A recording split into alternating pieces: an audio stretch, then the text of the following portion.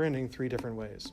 First, 1.5 door, which is a variant of trapdoor from 1.5. The way that works, after the demo, you're going to get into 1.5, flip the yo-yo over your throw hand finger like in cold fusion.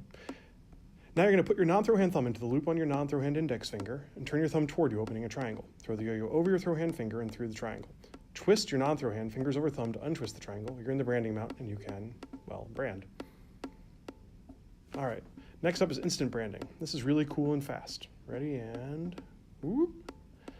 It's neat because it starts from a hanging yo-yo rather than 1.5 like most branding approaches. Start with the yo-yo hanging down. Reach between your throw hand index and middle finger and hook the string with your non-throw hand index.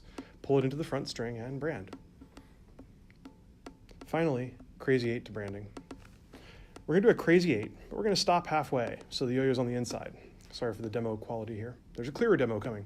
So, 1.5, hook the strings on your throw hand index finger, weave inside, then untwist your throw hand to the outside and your non-throw hand to the inside, undoing the string twist on both sides, and branding 3 different ways.